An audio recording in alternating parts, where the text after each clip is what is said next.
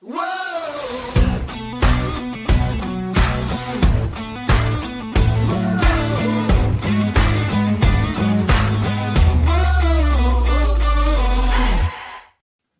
to the What's Our Verdict podcast, where we fashion ourselves television judge and jury.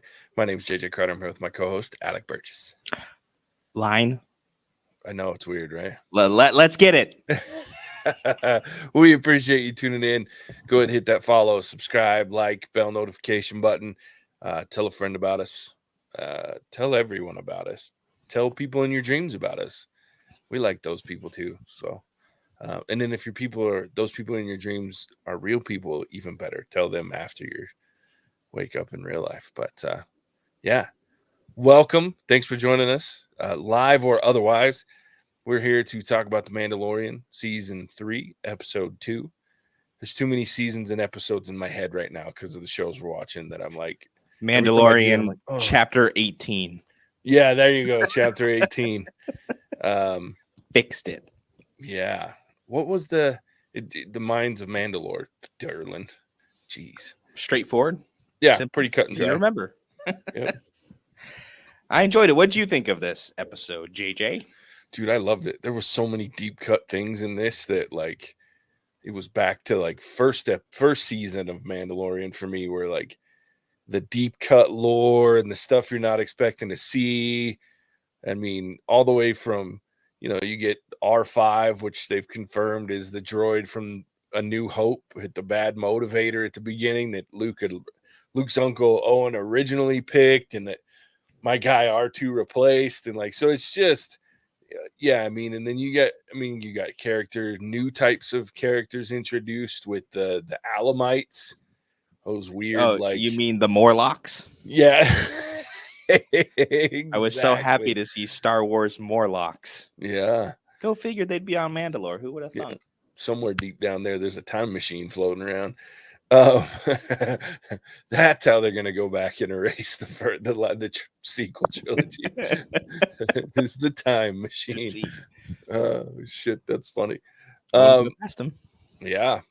And then I'm always happy when you get so many references from, like, the Clone Wars and Rebels, though this time there was a lot from Rebels last episode. This episode is mostly the Clone Wars.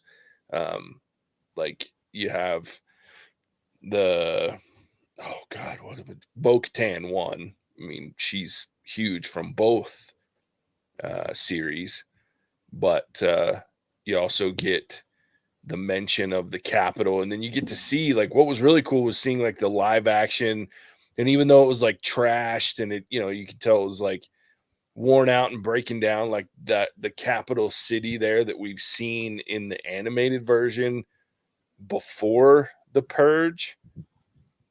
Yeah, seeing Sundari was cool. Very cool, but it really shows the effect of fusion bombing, which is nice because up to this point we really haven't seen what fusion bombing means. Mm-hmm. But this let us know that it is no joke. Yeah. Yeah. And nobody's going back to Mandalore anytime soon. No, and they got a lot of work to do. Bo-Katan's hopes and dreams are gone. Yeah. Well, and that's an interesting dynamic of the show too, because you see, there's a couple things, but Bo-Katan being there, like, even though she can be on the planet, and technically she could in a way retake her home, because it's not really retaking it until you find out until the end. But, like, they could go be there. There's nothing left. They'd have to rebuild. They'd have to get rid of all this green shit glass that's there. But, like, she has it's almost like, and it's interesting for Bo-Katan because she was always just this very proud, strong character, and she's kind of broken right now. And I realize the from season 2, like, where that comes from, but at the same time, like, but then you see the hope in the Mandalorian, Din Djarin, where he's found what he's looking for. He's on Mandalore. He's able to get to the waters that he needs to bathe himself in and redeem himself. So it's quite the juxtaposition between these two characters and kind of where they're at. But I'm liking what I'm really liking is Bo-Katan and Grogu. Like, that relationship's hilarious. What are you looking at? Oh, your audio's not working, buddy. Audio's not work? Am I back? There you go. Now you're back. Okay. Shoot, I think I just unplugged myself for a second. Whoopsie. Probably with good thing, but I was just gonna say, like, that whole kind of Grogu going to save the day was really cool. Yeah. Mando was a damsel in distress this entire episode. Yeah. He was kind of Start to finish. worthless. He was 100% worthless. Yeah. So it was cool getting to see Grogu. And it wasn't Grogu who saved the day. It was Grogu going to get help from Bo-Katan to save the day, Mm-hmm. which was also kind of cool because we know she's a badass from the animated series. Hell yeah. Well, and I love too, like the fact that she gives kudos to Grogu. Like she's like, oh, he's tougher than he looks. Like your kid here came and found me. He's pretty cool. Dude, what was this like General Grievous looking thing? I have no idea. That shit was creepy. Figured it was some Morlock that got mutated by a fusion bomb. Well, you know what's crazy is it looked like it had like wings, like robo wings that it had built. So I'm wondering if it was maybe like a Geonosian, like one of the bugs, you know, because they're like tech people. Technically, they did the designs for the Death Star. They, you know, there was a lot of they're tech nerds. Yeah, so I could see them using it, but I was like, plus they met Grievous, they were around, so I was like, oh boy. I was like, that's an interesting concept that we could be looking at a General Grievous copycat here, and it was creepy. Yeah, it was terrifying. Yeah. I was a little bit confused because right off the bat, I thought this was like somebody's patsy, right? The hired muscle. Yeah, and it just turned into be a different life form. So now it begs the question: are we going to see more, or is this just a one-off? We need a scary, creepy villain that we can get rid of really easily, and boom. Yeah, and creepy bug guy with robo tubes coming out of him. But I was like, oh shit, they're sucking the life right out of freaking the Mando here. It's like that's kind of weird. And it didn't look like it was its first rodeo. It had a lot of Mandalorian helmets down there in its cave. It's quite the collection of stuff going on there. So you have to think he's at least done it once or twice. Maybe picked up the other helmets along the way. But that was definitely a creepy moment for sure. Yeah. And I think his like big robot freaking spider suit was pretty badass though. That was cool. I do think it's interesting that Bo-Katan can handle, and we knew that she could, but like watching her handle the Darksaber because she doesn't, and then you know you still get to see Din Djarin and his clunky ass can't manage that thing.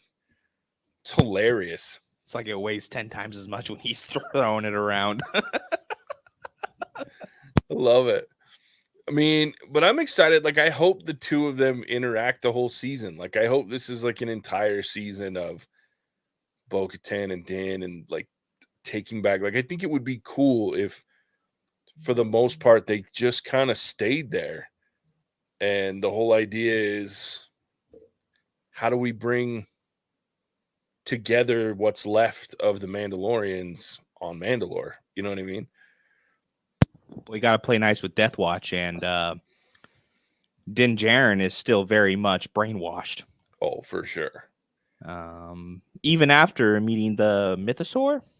Yeah, the Mythosaur. Mythosaur makes an appearance, and you'd think maybe that would knock him loose a little bit, but no. He's still 100% Death Watchian. I think it's going to go the other way because... Oh, you do? Yeah, because there was one of the big things, and they kind of mentioned it in the intro to the episode, like the rollback to the previous episodes. Well, I shouldn't say previous episodes of this show. It was a previous episode in the Book of Boba Fett where the armorer talked about the fact that there was a mythosaur that would rise on, so it's on Mandalore. So it's one of their, whatever that word is, prophecies. Yeah. And so, and I'm assuming that Bo-Katan knows a little bit about the Watch and the Children of the Watch and all that craziness. So I'm wondering, because she used to be part of Death Watch, So I'm sure she knows the histories and all that stuff. So I'm wondering if the fact that she just saw a living ginormous mythosaur on Mandalore, if maybe she's going to kind of lean more towards the Death Watch, going back to it because she used to be part of it, and that really kind of solidifies at least a piece of their craziness, right? To a degree. At least they haven't forgotten the old magic and the old prophecies, right? Yeah. So here's a question for you. Mm-hmm. And this came up when I was talking to one of my coworkers today about this episode.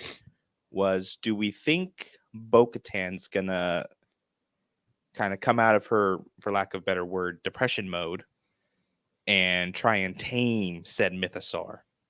Because that's what the first Mandalore did, right? And that was part of that engraving. So maybe, forego the Darksaber and ruling through that way, and instead getting a pet mythosaur to do the exact same thing. Yeah. I mean, it would be hard pressed not to think a little bit of that because, like you said, that's a big, and the mythosaur, well, because again, big dragon. Kind of, yeah. Like they're big, but that one's really big.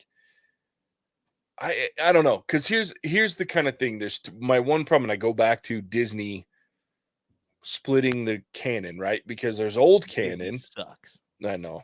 There's old canon where the mythosaurs were talked about, and we talked about the Mandalore people, spelled a little different, but like they rode them. They were, and then the Disney one, we haven't really talked too much about the mythosaurs since the revamped. So again, here's these guys bringing it back, but I wouldn't be surprised if that. I think I need to go back and try to listen to the whole thing about the mythosaur and on Mandalore and how it plays into the Death Watch philosophy or whatever. But yeah, like it wouldn't surprise me if you now have Bo-Katan and a Death Watch, or because that gives her the opportunity to, like, the Mandalore of old, or the Great Mandalore, or what was the other one? The Mandalore, the Ultimate from the Knights of the Old Republic, where the mythosaur was such a fabled creature in the Mandalorian, world and their culture. It wouldn't surprise me if she uses that to come back into power. And I'm sure Din would help her because he doesn't want to be in power. He just wants to do his thing. So, yeah, I don't know. My big fear is that she turns on his ass to try to get the Darksaber again. I mean, there was a perfect opportunity to do that. It's fair. Early in this episode. It's fair. So something I was confused on was actually during this whole mythosaur thing. Because Din looks like he gets just yoinked to the bottom of this lake. But then the mythosaur just kind of lets him go when Bo-Katan comes down to get him. I don't think he was yanked. I think he still had most of his armor on, and I thought I don't think they knew that this thing had caved in like that. Oh, okay. So because I was looking and I was like, you just yank him to the bottom of the lake and then let him go? What's the point? Yeah, I think the idea was, because back in the day, and they showed it, like she talked about, you used to just walk out into the waters and you could walk out. It wasn't like it was that deep. But so I think what's happened is within the mines, there was like a cave in, or it's eroded over time, and then the bombing shook some things loose. And so when he was walking out there, the bottom just dropped out and his armor yanked him to the bottom. And that's why. That makes a lot more sense, because I was sitting there wondering why this mythical dragon that evidently doesn't want to be found just lets a couple Mandalorians off the hook. Yeah. Yeah, that's why. I think that's what it was. And I don't think it had anything to do with the mythosaur as to why he went down. I think he just dumbass didn't realize that there's no floor in there anymore. So he just sank like a rock. Because I kept looking at it, I was like, I realize you can't take the helmet off, but you might want to take the rest off. Like, there's no way that shit's light. But yeah, so he just kind of plunk like a rock. All right.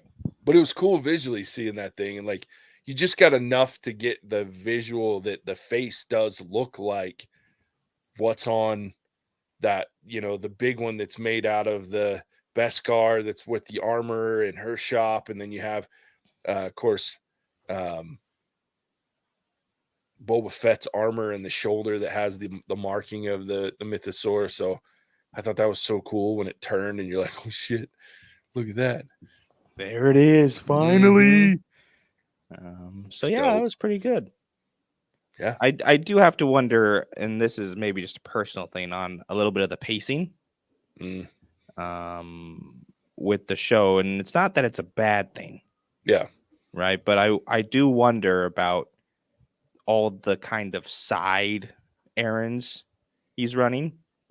Like, he's after this IG mind component for the droid, but then, oh, okay, never mind. I'll just take the astromech.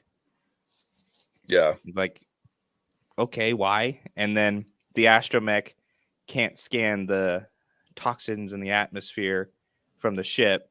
It's got to go down and get attacked by Star Wars Morlocks, only to come back to the ship and then scan the atmosphere for toxins. Yeah. So there's just stuff that didn't make sense to me as a way to kind of progress the story along. So I was curious if you had any similar thoughts or completely different thoughts, or if I'm just pulling the mats in. I don't know.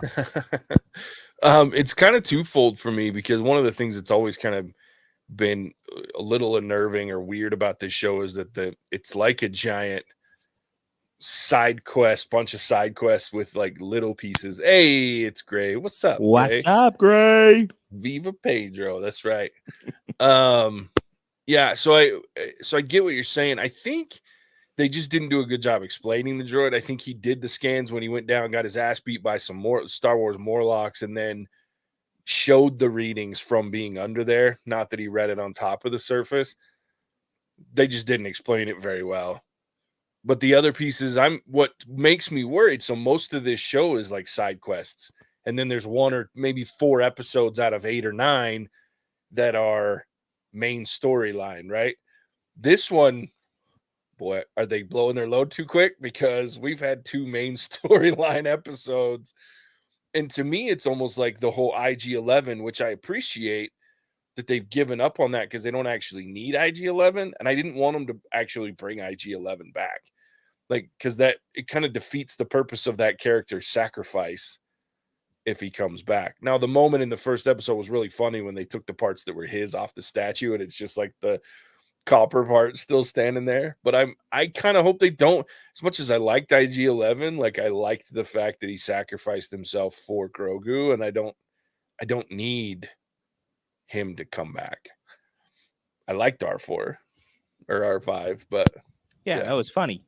But it's just like, why do we need that now? Because this IG storyline is kind of taking up a big chunk of screen time. Yeah. And then we just kind of find out that, oh, well, if you could use an astromech, one that saves you a trip. I mean, that's a lot of space miles that you got to go. A lot of time you're taking up in order to go track down, what you think might be a lead. Doesn't happen. So you take the crummy R5 after you were so set on this IG-11. And I just had a problem kind of drawing the conclusion, so to speak. Yeah, and I'm wondering kind of if it wasn't the IG-11 set him off back to Mos Espa, so that we could have that character, the mechanic character, again in it. And then she's amazing. She cracks me up. Like, and the whole mention of Bunta Eve, like, dude, I was dying. I was laughing so hard. I'm like, oh my gosh, what? Because there's no like, it's just fan service, you know what I mean? Like, there's no reason for it to be Bunta Eve right now, right? Like, other than to have it be Bunta Eve and tie it to Bunta Eve classic, yeah. And like the weird like space race that was going on again. It wasn't quite pod racing, but big old fancies. Yeah, it was great. Yeah, Gray, she's amazing. Oh yeah, she's hilarious. Got to get parts from the mid rim. 2 months. All right, get those parts back on there. Paint him a different color so he doesn't know. Yeah, so funny. Well, and the way she just gets in, he's like, "Here, take this R5 unit. He's great. Watch him. He sucks." And her goading Mando into the hot rod. Yeah, oh, it's freaking great, man. I love it. She's hilarious. Well, and then the one thing I didn't like is Peli Motto. So she has that like another piece of pure self promotion of talking about Boba Fett and the Hutts. Are you here to take down the Hutts? You here to take down Boba Fett? Come on. What the hell? So yeah, it was funny. But I will say that I enjoyed the episode a lot. Like, I thought it was good. I thought it was a good callback to a lot of the things that we've seen from the animated series. I thought it was a good introduction of some new things. And I think it did move the overall storyline pretty well.